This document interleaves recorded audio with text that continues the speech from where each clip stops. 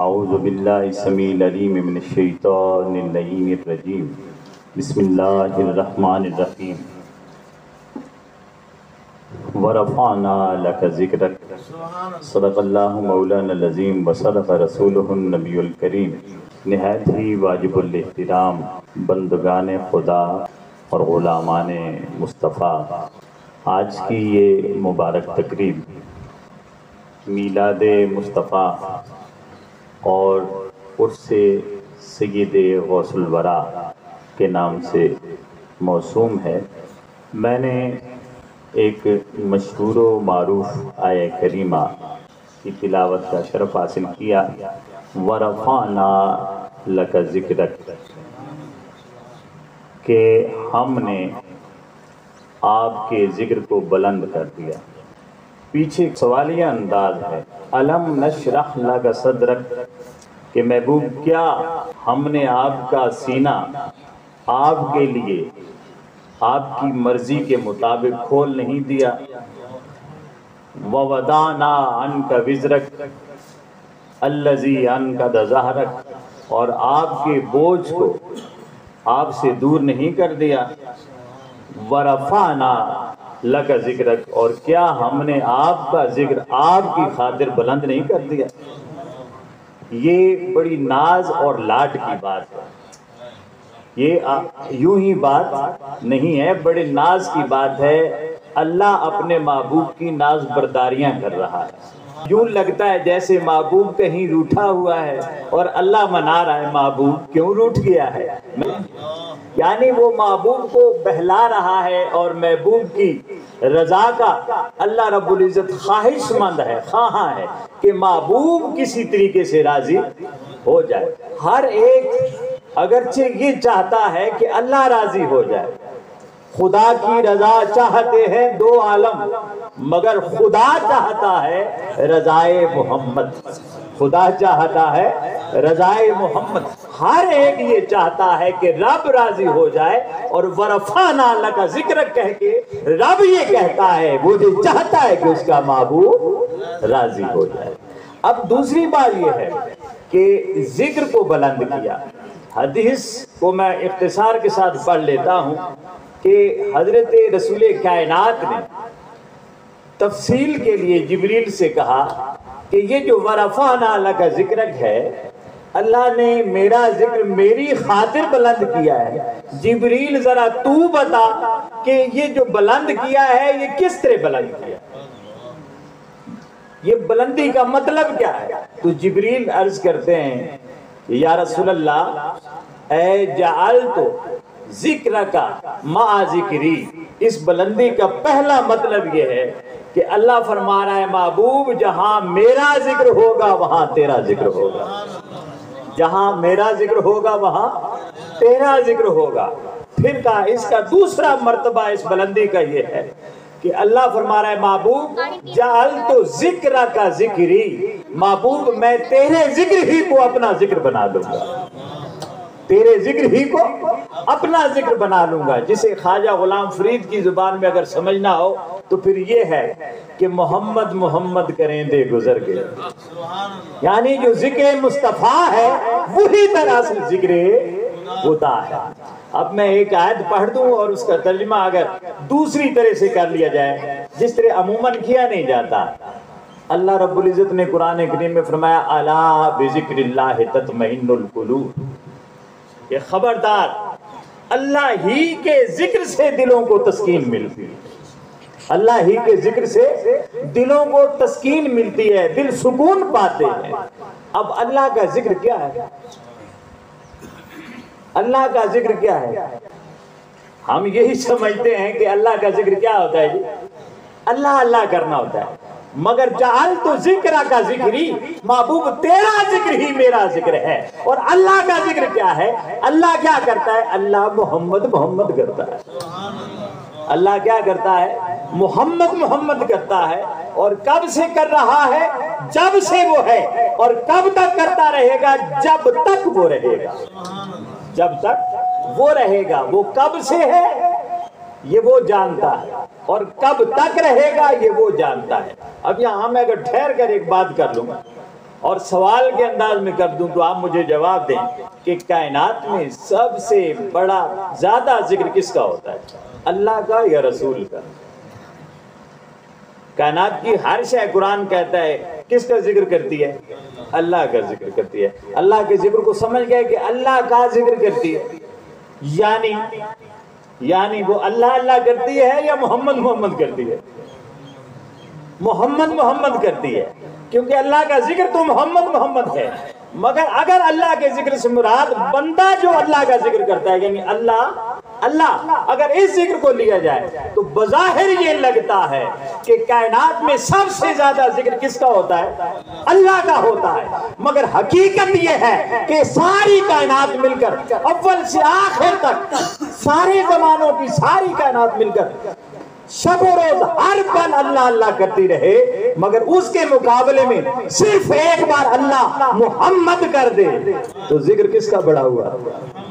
نعرہ تکبیر، نعرہ رسالہ، نعرہ حیدری، جناب مصطفیٰ۔ تو کائنات یا غوث آگے تو کائنات ساری مل کر بھی اللہ اللہ کرتی رہے تو وہ اس ایک بار محمد کا مقابلہ نہیں کر سکتی جو صرف ایک بار کہیں اللہ نے محمد کہا۔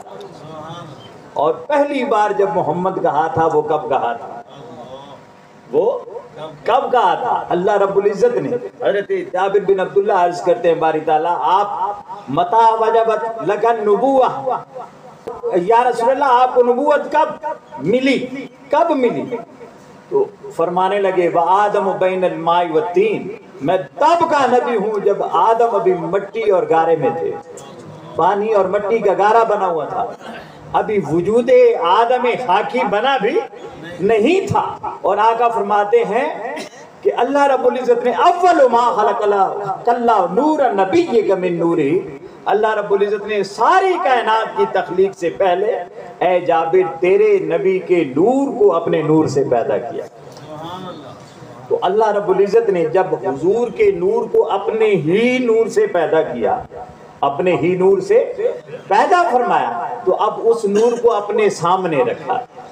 میں مثال اس کی پھر یہ دے دوں کہ آپ کے ہاں ہمارے ہاں بچہ پیدا ہوتا ہے، ہمارے ہاں ہمارے ہی بدن سے بچہ پیدا ہوتا ہے، مگر ہم اسے اپنے سامنے رکھ کر اسے دیکھ دیکھ کر خوش ہوتے رہتے ہیں۔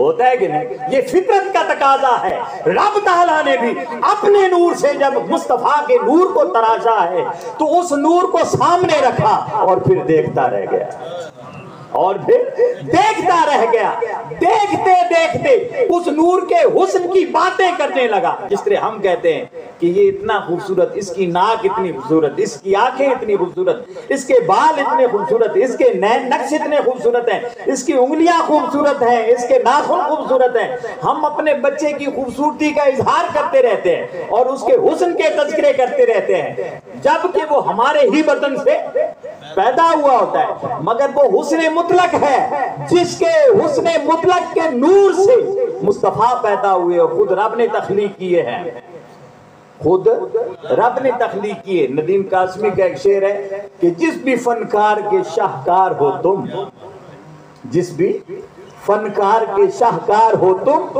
اس نے صدیوں تمہیں سوچا ہوگا، اس نے صدیوں۔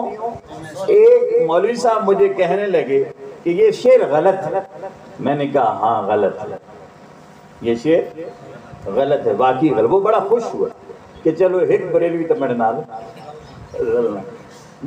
ٹھیک ہے، یہ واقعی غلط ہے۔ میں نے کہا واقعی غلط ہے، مگر سنیے کیسے غلط ہے۔ حدیث میں آتا ہے کائنات کی تخلیق سے 14,000 سال پہلے اللہ نے مصطفیٰ کے نور کو تخلیق کیا، تو صدیاں نہیں ہزاریوں سوچا ہے اسے، سینکڑوں سال نہیں لگے اللہ کو سوچتے ہوئے مصطفیٰ بنانے کے لیے، ہزاروں سال بناتے بناتے سوچا ہے اور پھر وہ شاہکار تراشا ہے، اور اس شاہکار کو جب اپنے سامنے رکھا اور اس حسن کو دیکھا ہے تو اتنی تعریف کی ہے، اتنی تعریف کی ہے کہ تب سے اپنے محبوب کا نام محمد رکھ دیا ہے۔ اپنے محبوب کا نام کیا رکھ دیا؟ محمد۔ محمد کا معنی کیا ہوتا ہے؟ جس کی بہت زیادہ اور بار بار تعریف کی جائے، بہت زیادہ ہو، اور کتنی بہت زیادہ ہو کہ رب کی زبان سے ایک بار محمد نکل جائے تو اس کی گنتی اور شمار نہیں ہو سکتا، اتنی کثرت کے ساتھ۔ تو اللہ رب العزت نے تب سے اپنے محبوب کو محمد کر دیا۔ تو وہ جو ایک بار پہلی بار محمد کہا تھا، پوری کائنات دنیاوی اور اخروی مل کر اللہ اللہ کرتی رہے، اس ایک بار محمد کا مقابلہ نہیں کر سکتی۔ تو آپ بتائیں کہ ذکر پھر کائنات میں کس کا زیادہ ہوا؟ اور بات یہ ہے کہ اللہ نے ایک بار نہیں کہا، قرآن یہ کہتا ہے ان اللہ و ملائکتہ یصلون علی النبی یا ایھا الذین آمنوا صلوا علیہ وسلموا تسلیما۔ اللہ تو وہ ہے جو ہر وقت محمد محمد کرتا رہتا ہے۔ یعنی ہم یہ کہتے ہیں کہ اللہ اپنے محبوب پر ہر وقت درود پڑھتا ہے، یعنی اپنے محبوب کی عظمتیں بیان کرتا ہے، یعنی اپنے محبوب کے حسن کے تذکرے کرتا رہتا ہے، یعنی اپنے محبوب کی تعریف کرتا رہتا ہے، یعنی محمد محمد کرتا رہتا ہے، یعنی محمد محمد کرتا رہتا ہے۔ وہ جو پہلی بار محمد کہا تھا، پوری کائنات مل کر اولین و آخرین اس ایک بار کا مقابلہ نہیں کر سکتی۔ اور حد تو یہ ہے کہ رب تعالیٰ تب سے اب تک اور اب سے قیامت تک اور ابد الآباد تک محمد محمد کہتا رہتا ہے۔ نعرہ تکبیر، نعرہ رسالت، نعرہ حیدری، نعرہ تحقیق، حق جاریہ، وہ تو کہتا رہتا ہے۔ تو اب ذرا غور کریں کہ کائنات میں سب سے زیادہ ذکر کس کا ہوا پھر؟ اللہ کا یا محمد کا؟ محمد کا ذکر ہوا۔ اب دوسری طرف آتے ہیں ایک اور طرف سے کہ سب سے زیادہ ذکر کس کا ہے؟ بھائی اللہ ہر وقت محمد محمد کرتا ہے، بالفرض کائنات بے شمار بے انتہا تذکرہ کر رہی ہے، مگر کائنات کی تخلیق سے پہلے بھی وہی محمد محمد کر رہا تھا، اور کائنات ختم ہو جائے گی تب بھی اللہ کا ذکر یعنی محمد محمد کرنا ختم نہیں ہوگا۔ کائنات نہ تھی تب بھی ذکر محمد تھا، اور کائنات نہیں ہوگی تب بھی ذکر محمد ہوتا رہے گا۔ یہ ہے محمد۔ اس لیے پھر کہا محبوب دیکھنا میں نے تیرا کتنا ذکر بلند کر دیا ہے، اب بھی ناراض ہے، اب بھی روٹھا ہوا ہے، اتنا تو ذکر تیرا کر دیا، مخلوق اتنا میرا ذکر نہیں کرتی جتنا میں تیرا ذکر کرتا ہوں۔ وَرَفَعْنَا لَكَ ذِكْرَكَ۔ تو جبریل کہتے ہیں دوسرا مرتبہ یہ ہے کہ جعلت ذکرک ذکری، محبوب تیرے ہی ذکر کو میں نے اپنا ذکر بنا دیا۔ الا بذکر اللہ تطمئن القلوب۔ اور پھر اللہ نے اعلان کیا کہ لوگو تم بھی اگر اپنے آپ کو تسکین میں لانا چاہتے ہو تو پھر اللہ کا ذکر کیا کرو۔ باری تعالیٰ تیرا ذکر کیا ہے؟ فرماتا ہے محمد محمد کرنا۔ کیا کرنا؟ محمد۔ تو خواجہ فرید کہنے لگے محمد محمد کریں دے گزر گئے، محمد محمد کریں دے گزر گئی، احد نال احمد بلیں دے گزر گئی، احد نال احمد ملیں دے گزر گئی۔ اور وہ تو یہاں تک کہتے ہیں کہ حلیمہ دی ڈاچی دا کر گے تصور۔ یہ ربیع الاول ہے نا، اور ربیع الاول کے اور ماہ اور میلاد کے تذکرے تب تک مکمل نہیں ہوتے جب تک حلیمہ کی ڈاچی کا ذکر نہ ہو۔ تو وہ کہتے ہیں بس ہمارا حال تو یہ ہے، ذکر تو بہت دور کی بات ہے، ہم تو ہر وقت حلیمہ کی ڈاچی کے تصور میں رہتے ہیں۔ اور کیسے رہتے ہیں؟ کہا حلیمہ دی ڈاچی دا کر کے تصور، کھرے ڈاچیاں دے چمیندے گزر گئے، کھرے ڈاچیاں دے چمیندے گزر گئی۔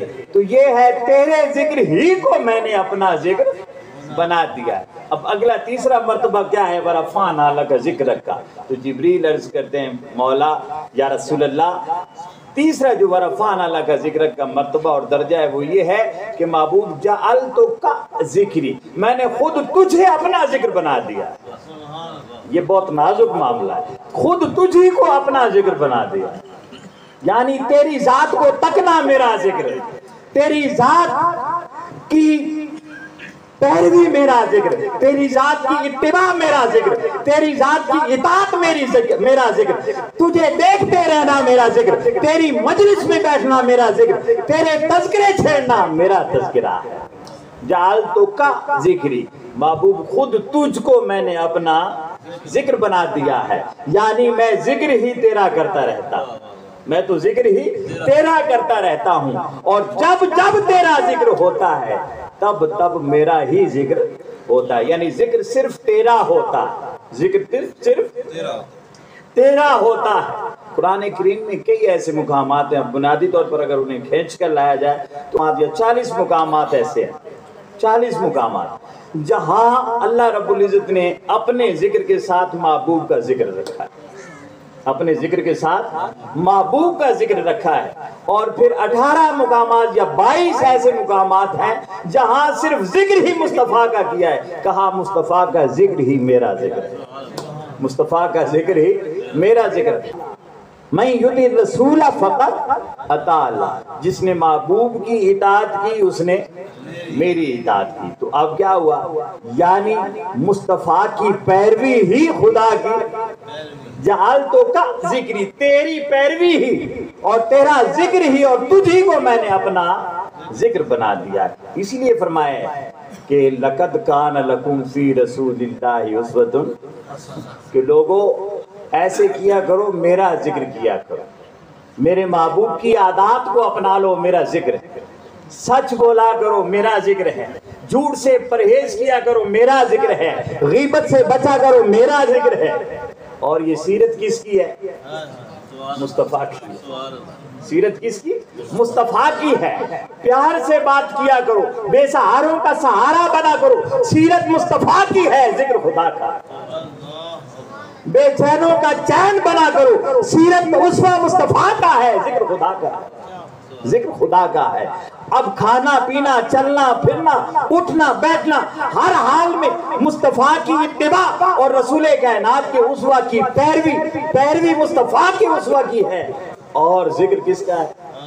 خدا کا. یہ اسوہ بھی ذکر ہے. یہ کیا ہے؟ اسوہ بھی ذکر ہے.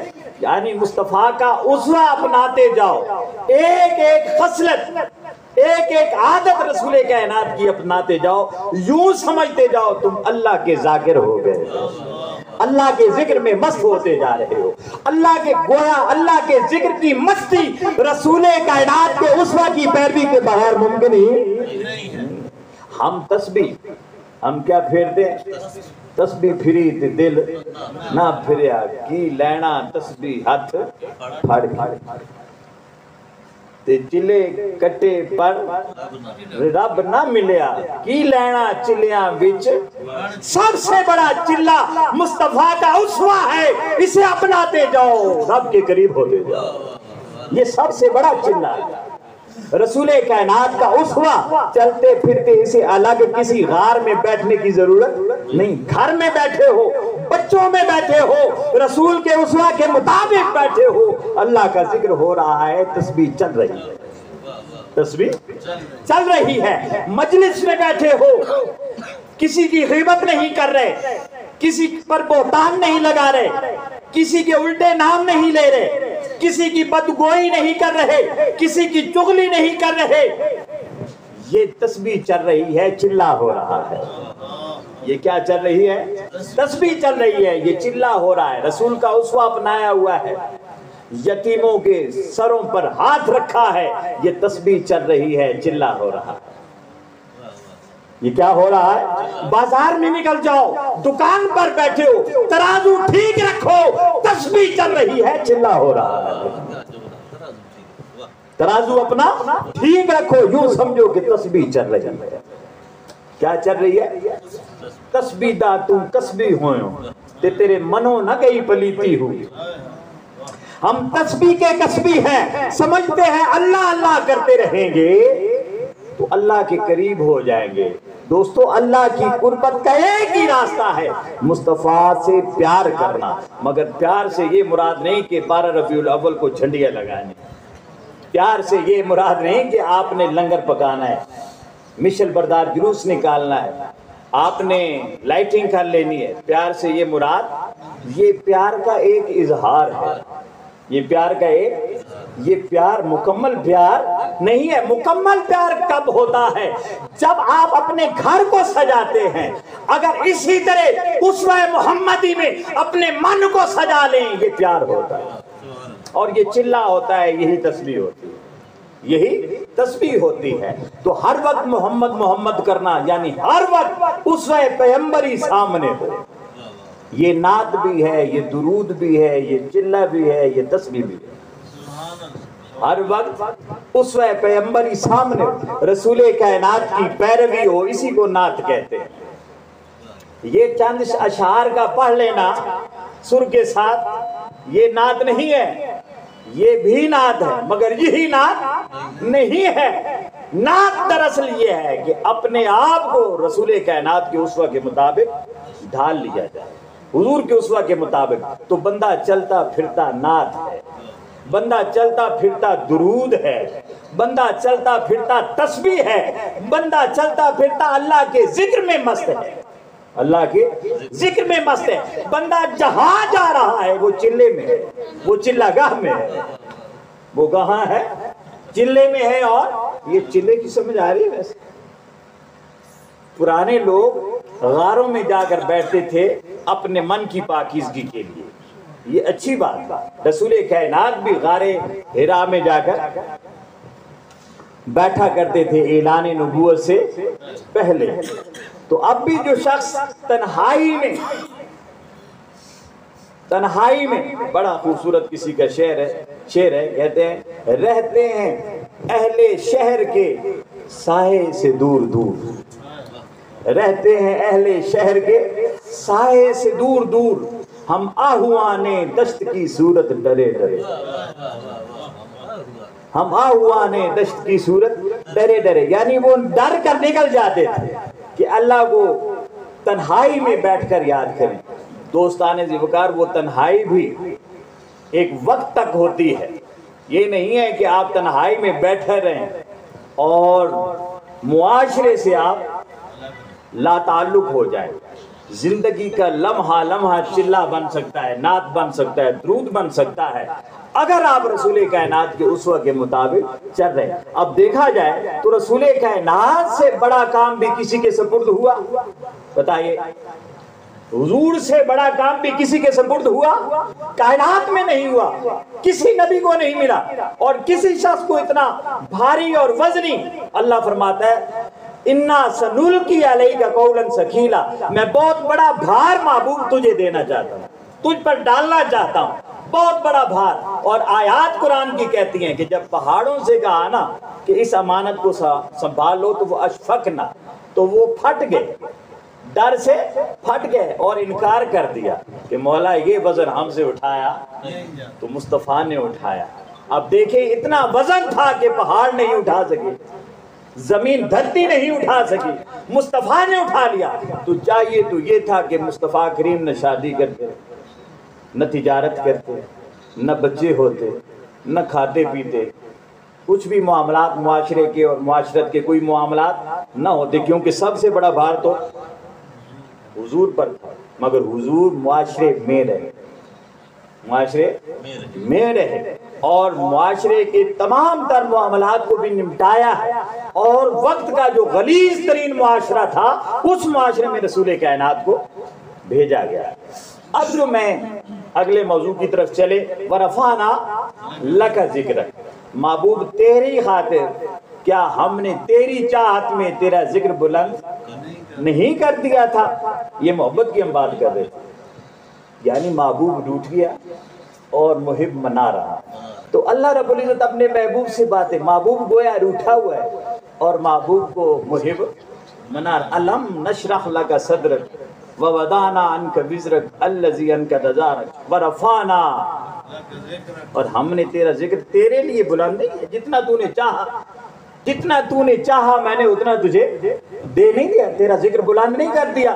تو اب یہ یہاں تک بلند یعنی محبوب کی خواہش کے مطابق جتنا محبوب چاہتا گیا رب بلند کرتا گیا. اب یہ تو ذکر ہے، جس کا ذکر اتنا بلند ہے وہ ذات کتنی بلند ہے. جس کا ذکر اتنا بلند ہے وہ ذات کتنی بلند ہے. محدث علی پوری پیر سید جماعت علی شاہ رحمت اللہ علیہ فرماتے ہیں کہ یہ جو جوہر ہوتا ہے، جوہر سے پھر جس میں مطلق بنتا ہے، پھر جس میں نامی بنتا ہے، پھر حیوان بنتا ہے اور پھر انسان بنتا ہے. کیا بنتا ہے؟ انسان۔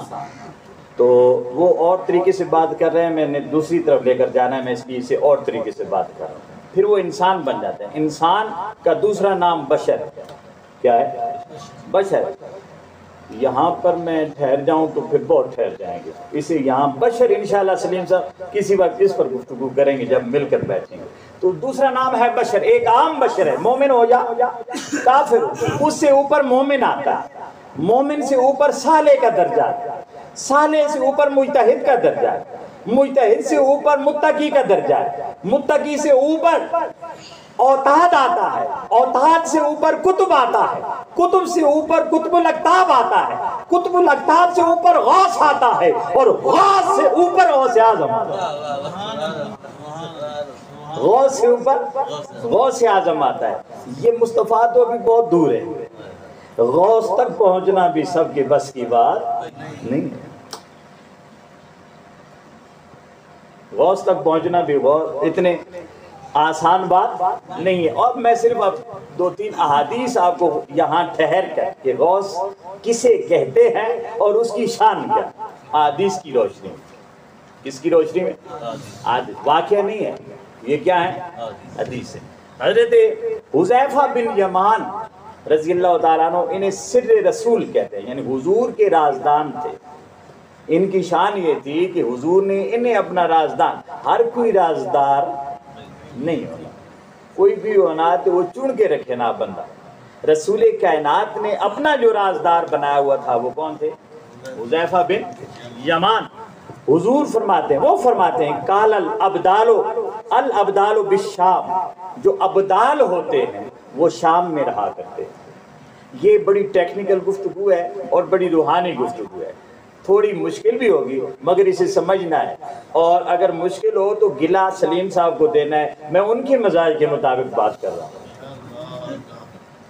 میں الطاف صاحب بھی بیٹھے، میں ان کے مزاج کے مطابق بات کر رہا ہوں کہ کہا یہ ابدال جو ہوتے ہیں، حضرت حذیفہ بن یمان کہتے ہیں کہ یہ جو ابدال ہوتے ہیں یہ شام میں رہتے ہیں۔ کہاں رہتے ہیں؟ شام میں۔ وَهُمْ 30 رَجُلًا عَلَى مِنْهَاجِ ابراہیم، اور یہ 30 بندے ہوتے ہیں۔ کتنے بندے ہوتے ہیں؟ عَلَى مِنْهَاجِ ابراہیم، اور ان کی طبیعت، ان کا مزاج ابراہیمی ہوتا ہے۔ کیسا ہوتا ہے؟ ابراہیم کون تھے؟ مزاج کیا تھا؟ بت شکن۔ ابراہیم کا مزاج کیا ہے؟ بت شکن، بت چاہے اندر ہو چاہے باہر کے بت بھی توڑنے ہیں اور اندر کے بت بھی توڑنے ہیں۔ یہ 30 بندے ہوتے ہیں جن کے باہر کے بت بھی ٹوٹے ہوتے ہیں اور اندر کے بت بھی ٹوٹے ہوتے ہیں۔ ہمارا تو اللہ ماشاءاللہ نہ اندر کا بت ٹوٹتا ہے نہ باہر کا ٹوٹتا ہے۔ تو ہم کہیں کہ جناب غوث نے یہ کیسے ممکن ہے، فلاں اللہ کے ولی نے ایسا کر دیا، کیسے ممکن ہے؟ بھائی وہ ہوتا ہی علی منہاج ابراہیم ہے، اس کا مزاج ہی ابراہیمی ہوتا ہے، اس کا مزاج ہی ابراہیمی ہوتا ہے۔ وہ بتوں کو توڑ کر کلہاڑا ان کے بڑے سربراہ پر رکھ دیتا ہے، آنے والے آتے ہیں پوچھتے ہیں کس نے مارا ہے اسے، تو سب کہتے ہیں ابراہیم سے پوچھو۔ ابراہیم بلائے جاتے ہیں، پوچھا جاتا ہے یہ کس نے کیا ایسے، تو فرماتے ہیں اس سے پوچھو نا جس کے کندھے پہ کلہاڑی پڑی ہے، جو ان کا وڈیرا ہے اس سے پوچھو۔ تو وہ کہتے ہیں یہ تو بول نہیں سکتا، تو حضرت ابراہیم فرماتے ہیں یہ تو پٹے نہ پیا جڑا ابر نہیں سکنا، سن نہیں سکنا، وہ تو سیڈی مدد کے کرے۔ تو مزاج کیسا ہو؟ ابراہیمی مزاج ہو۔ اور پھر جب ابراہیمی مزاج ہوتا ہے وَإِذِ ابْتَلَىٰ إِبْرَاهِيمَ رَبُّهُ بِكَلِمَاتٍ فَأَتَمَّهُنَّ، جب ابراہیم کو اللہ نے آزمایا کئی موقعوں پر اور وہ ہر موقع پر اس آزمائش میں پورا اترے، تو ابراہیم کو رب نے اپنا خلیل بنا دیا۔ گویا جو 30 ابدال ہوتے ہیں شام میں رہتے ہیں، وہ کیا ہوتے ہیں؟ اللہ کے بولے خلیل ہوتے ہیں، وہ اللہ کے خلیل ہوتے ہیں۔ اور حضور نے فرمایا میری امت کے جو اولیاء ہیں وہ بنی اسرائیل کے انبیاء جیسے ہیں۔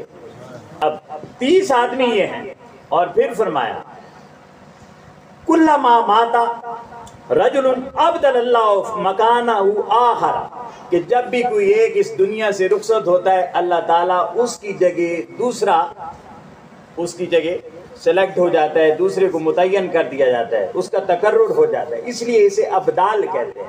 بدل یعنی رتبے اور سٹیٹس اور سیٹیں اور گریڈ سگیل بدلتے رہتے ہیں۔ پھر فرمایا فل اوسب، پھر اس کے بعد ایک اور صلحاء کا گروہ ہوتا ہے بالعراق، اور یہ عراق میں رہتا ہے۔ کہاں رہتا ہے؟ عراق میں۔ فرمایا 40 رجلا، یہ 40 لوگ ہوتے ہیں۔ کتنے لوگ ہوتے ہیں؟ 40 لوگ ہوتے ہیں۔ کلما ماتا رجل، جب ان میں سے ایک چلا جاتا ہے تو اس کی جگہ ابدل اللہ مکان آخر، تو اللہ اس کی جگہ دوسرے کو بھیج دیتا ہے، متعین کر دیتا ہے۔ اور پھر فرمایا کہ 20 منہم، یہ جو 40 ہے نا 40، اب اگلی بات، ان میں سے 20 لوگ اللہ اجتہاد عیسیٰ بن مریم، ان میں سے 20 کا مزاج عیسیٰ بن مریم جیسا ہوتا ہے۔ ان میں سے 20 کیسے ہوتے ہیں؟ عیسیٰ بن مریم۔ تو عیسیٰ بن مریم کیا کرتے تھے؟ مردوں کو زندہ کر دیتے تھے، مردوں کو زندہ کر دیتے تھے، مردوں کو زندہ کر دیتے تھے۔ میں ایک جگہ خطاب کر رہا تھا تو میں نے کہا یار یہ نہیں مانتے کہ غوث اعظم نے کسی کو زندہ کیا، جب یہ قرآن میں نہیں آیا، نہ سے زندہ نہیں کیا، مگر عیسیٰ تو کرتے تھے۔ وہ اللہ تو نہیں ہے، اللہ کے بندے ہیں، وہ تو کرتے تھے۔ مٹی کی مورت بنائی، پرندہ بنایا، اڑا دیا۔ گویا ان کے پاس وہ طاقت ہوتی ہے کہ خود زمین پر بیٹھتے ہیں اور لوگوں کو آسمانوں تک پہنچا دیتے ہیں، لوگوں کو آسمانوں تک پہنچا دیتے ہیں، مکانوں لا مکان کی وسعتوں سے آگے عرش اولا تک پہنچا دیتے ہیں۔ اور بندہ بیٹھا یہاں ہوتا ہے، ینظر بنور اللہ، اور اللہ کے نور سے دیکھ رہا ہوتا ہے۔ اسی لیے آقا نے فرمایا اتقوا فراست المومن، اے جڑا انجے نہ بیٹھو نہ ڈر کے رہ کرو، یہ بیٹھا اتھے ہو نہ تکے نہ اتھے کرو، بیٹھا یہاں ہوتا ہے، دیکھ وہاں رہا ہوتا ہے۔ تو علی اتحاد عیسیٰ بن مریم، اور عیسیٰ بن مریم کیا تھی؟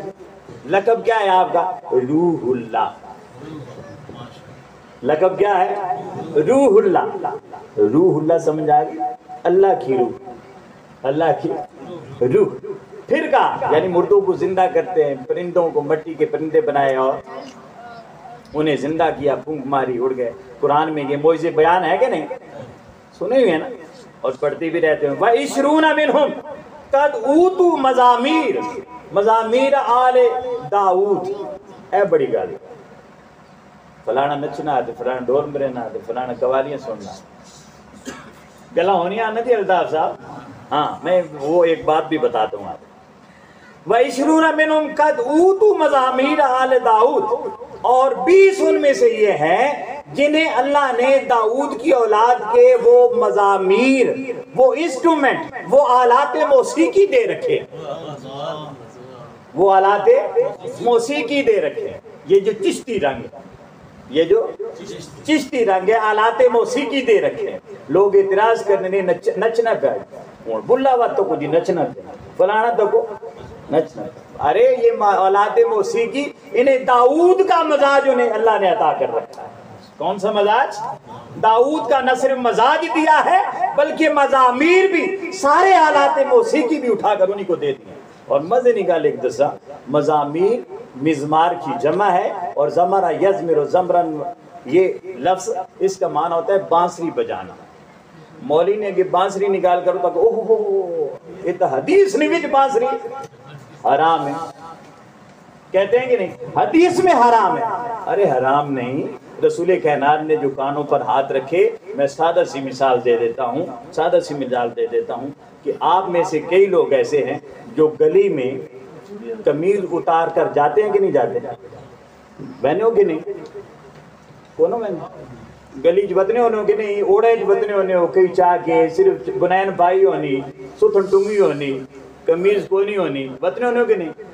پھرتے ہیں۔ اگر میں آپ سے کہوں کہ جناب نشارے پہنا چولو پیسوں کہ کونا پیسوں، اتنے جی لائی بتنے ہوتے، ادھر بھی اتار دے۔ اچھا چلیں، اس کے بعد میں کہتا ہوں کہ اچھا آپ نے کسی M N A M P A کو بلایا، اب گھر میں وہ قمیض اتارتا ہوگا، لازماً ظاہر ہے انسان کی فطرت میں اتارتے ہیں، پھرتے گھر میں ریلیکس ذرا بیٹھتے ہیں تو اگرچہ ایسے اتارنے نہیں چاہیے. یہ بھی آداب ہیں اور یہ پاکیزگی کے اصول ہیں، طہارت کے اصول ہیں.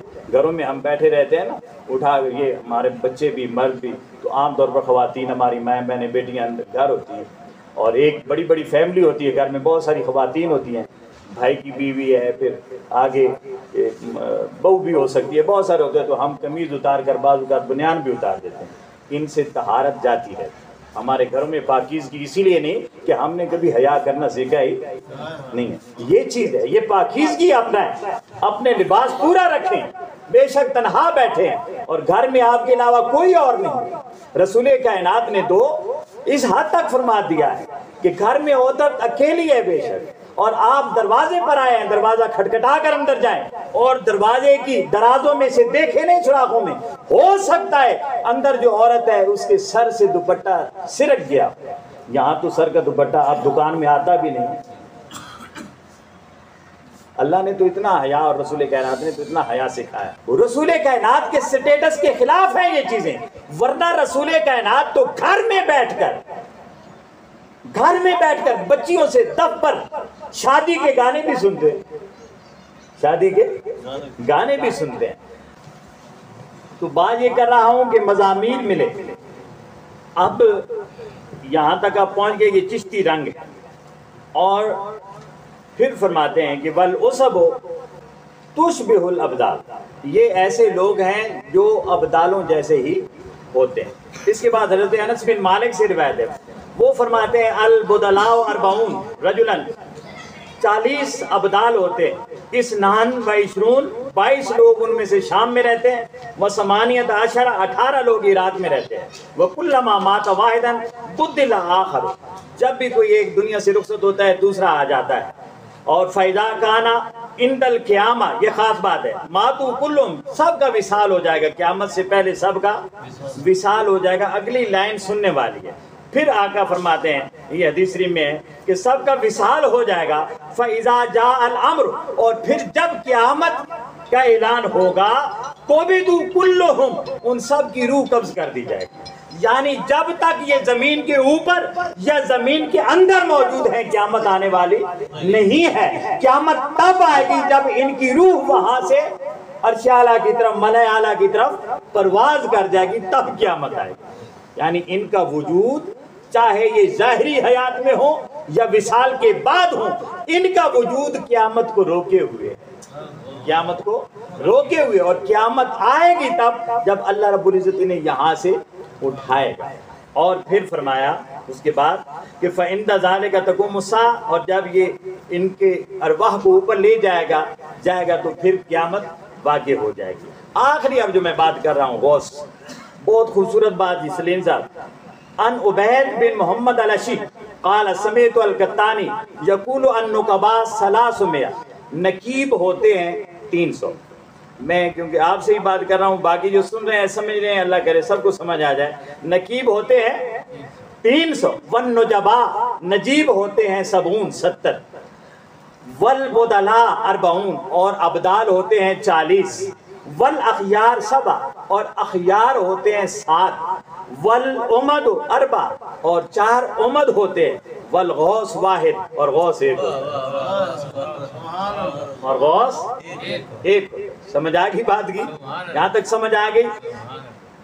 300 نقبا ہیں، 70 نجبا ہوتے ہیں، 40 ابدال ہوتے ہیں، 7 اخیار ہوتے ہیں، اور 4 امد ہوتے ہیں، اور 1 غوث ہوتا ہے. اب دیکھو، فمسکن النقباء المغرب، نقبا دمشق میں رہتے ہیں. ومسکن النجباء مصر، اور نجبا مصر میں رہتے ہیں.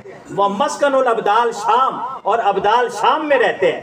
والاخیار سیاحون فی الارض، اور یہ جو اخیار ہوتے ہیں وہ روحانی پولیس ہوتی ہے. وہ روحانی، وہ زمین پر چلتے پھرتے ہیں اور حفاظت کرتے ہیں مخلوق خدا کی، اور ان کے کام آتے ہیں. حدیث شریف میں ہے کہ اللہ رب العزت نے جنوں میں سے، انسانوں میں سے اور فرشتوں میں سے لوگوں کو متعین کر دیا ہے کہ جہاں بھی کسی کو مصیبت پڑتی ہے یہ ان کے کام آتے ہیں. یہ ان کے کام آتے ہیں. یہ زمین پر چلتے پھرتے ہیں اور لوگوں کی ضرورتوں کو پورا کرتے ہیں. اور امد کیا ہے؟ امد فرمایا والامد، اور یہ جو امد ہوتے ہیں فی زواہی الارض، یہ زمین کے کناروں پر رہتے ہیں. یہ باؤنڈری، یہ مجاہد ہوتے ہیں، یہ فوجی ہوتے ہیں، سرحدوں کے محافظ ہوتے ہیں، روحانی سرحدوں کے محافظ ہوتے ہیں. یہ زمین کی سرحدوں کو امان دیتے ہیں، امان میں رہتے ہیں. یہ کون ہوتے ہیں جی؟ امد ہوتے ہیں. امد امید سے ستون کو کہتے ہیں، تھم. تو امد الصلاۃ و عماد الدین، نماز دین کا ستون، یہ ستون ہے. یعنی یہ پھر وہاں کھڑے رہتے ہیں. اور پھر فرمایا جو غوث ہوتا ہے، مسکن الغوث مکہ، غوث جہاں کہیں بھی بظاہر رہتا ہو حقیقت میں مکہ رہتا ہے، حقیقت میں اس کا مسکن مکہ ہوتا ہے. اب اگلی بات جو کہہ رہا، اب ہم اللہ کے ولیوں کے پاس جاتے ہیں اور دعا کے لیے عرض کرتے ہیں تو وہ فرماتے ہیں، حضرت عبید بن محمد وہ کہتے ہیں فَإِذَا أُرِدَتِ الْحَاجَةُ مِنْ أَمْرِ اللَّهِ ابْتَهَلَ النُّقَبَا، جب معاملات دنیاوی کوئی حاجت پیش کی جاتی ہے اللہ کی بارگاہ میں تو اس کے لیے گڑ گڑا کر دعا کرتے ہیں نقبا. اللہ یا مان لیتا ہے یا نہیں مانتا، اس کی مرضی نا، مان لیتا ہے یا نہیں مانتا. تو ہم تو اللہ کو، وہ مرضی کا مالک ہے نا، مانے مان لینا بھی اس کی مرضی میں شامل ہے، نہ مانے تو اس کی مرضی میں شامل ہے. وہ مان لیتا ہے یا نہیں مانتا. جب وہ نہیں مانتا ثم النجبا، پھر نجبا یہ بات دعا کرتے ہیں کہ مولا اس نے کام کر چاہ، یعنی اسے آپ کہا نہیں، آپ نے اسے پرابلم ہوئی اور اللہ کے ولی نے اس کی پرابلم کو دور کرنے کے لیے اللہ سے التجا کر دی. نجبا آ جاتے ہیں. ثم الابدال، پھر وہ ہو جاتا ہے یا نہیں ہوتا، نہیں ہوتا تو ابدال دعا کرتے ہیں. ہو جاتا ہے یا نہیں ہوتا، جب نہیں ہوتا تو ثم الاخیار، اخیار دعا کرتے ہیں. ہو جاتا ہے یا نہیں ہوتا، پھر جب یہ سب سے ہو کر یعنی نہیں ہوتا کام تو ثم والا ابتهل الغوث، پھر غوث کے پاس یہ بات آتی ہے اور غوث دعا کرتا ہے فلا تم مسلته حتی تجاب دعوته، ابھی وہ دعا کر کے ہاتھ پیچھے نہیں کرتا، اللہ اس کی دعا کو قبول کرتا ہے. نعرہ تکبیر، نعرہ رسالت، نعرہ حیدری، نام مصطفیٰ. اب یہ بات ہوگی غوث، اللہ رب العزت کی بارگاہ میں پھر بالآخر نقبا، نوجبا، اخیار، ابدال سب کی طرف سے جب ہو کر ریجیکٹ ہوتی آتی ہے عرضی تو وہ غوث کی بارگاہ میں جاتی ہے. اور غوث جب ہاتھ اٹھاتا ہے تو پھر ابھی ہاتھ لوٹتے نہیں کہ دعا قبول کر، دعا قبول. یہ غوث ہے. بشر سے غوث تک پہنچے تھے، بشر سے غوث تک پہنچے تھے. اب غوث کے بعد غوث اعظم آتا ہے، غوث اعظم کے بعد تابعین آتے ہیں، تابعی کے بعد صحابی آتا ہے، صحابی کے بعد انصاری آتے ہیں، انصاری کے بعد مہاجر آتے ہیں، مہاجر کے بعد صدیق آتا ہے، صدیق کے بعد نبی کا رتبہ ہے، نبی کے بعد رسول کا درجہ ہے، رسول کے بعد اولو العزم رسول کے رتبے ہیں، اور پھر ان کے اوپر خلیل آتے ہیں، خلیل کے اوپر خاتم النبیین آتے ہیں، اس سے اوپر رحمت للعالمین آتے ہیں، اور اس سے اوپر مصطفیٰ آتے ہیں، اس سے اوپر محمد آتے ہیں، اس سے اوپر ختم نبوت زندہ باد، تاجدار ختم نبوت زندہ باد. ویکھن نو ساڈے ورگا پر اسی کدوں اس مل دے، پتھر لال دے بھا نہیں وکدے، پھل گنڈیا نال نہیں تلدے، پھل گنڈیا نال تے آزم او عرشاں دا راہی اسی وچ گلیاں دے رل دے. ہماری کیا مجال، دیکھنے میں ہم جیسے ہیں مگر وہ ہم جیسے نہیں، وہ ہم جیسے نہیں ہے. وقت بہت ہو چکا ہے تو میں نے اسے ایک ہی لائن میں محمد تک پہنچا دیا، اور محمد کی ہم نے ابتدا میں پوری وضاحت کر دی کہ اللہ نے جب ایک بار محمد کہا تو وہ پوری مخلوقات کے کثرت سے اللہ اللہ کہنے سے وہ ایک بار اللہ نے جو محمد کہا وہ کہیں بڑھ گیا، وہ کہیں بڑھ گیا. دوستان جی وقار، ہم جب اللہ کے رسول کا تذکرہ کرتے ہیں تو ہم اس لیے نہیں کرتے کہ ہم اپنے ذکر سے ان کی شان بڑھاتے ہیں. ان کی حقیقت یہ ہے کہ ان کا ذکر کر کے ہم اپنی شان بڑھاتے ہیں.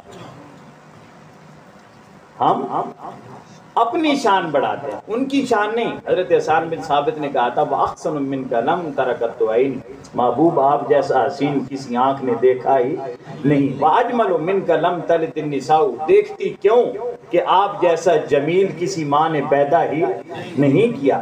خُلِقْتَ مُبَرًّا مِنْ كُلِّ عَيْبٍ، آپ کو ہر عیب سے اللہ نے پاک کیا۔ كَأَنَّكَ قَدْ خُلِقْتَ كَمَا تَشَاءُ، لگتا یوں ہے جیسے آپ چاہتے گئے آپ کا رب آپ کو بناتا گیا۔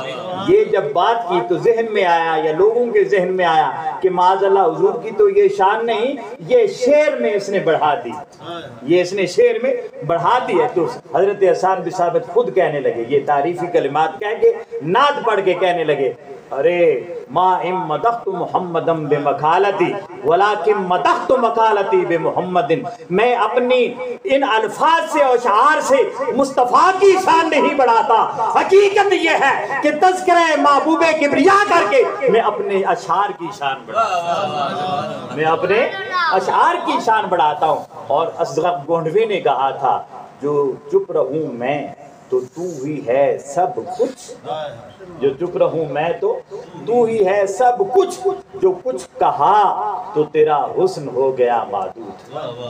کیونکہ جب رسول کے حسن کا تذکرہ کرنا ہے تو جس نے بھی کرنا ہے اپنی فہم کے مطابق کرنا ہے، رسول تو اسے کہیں براء البراء ہے۔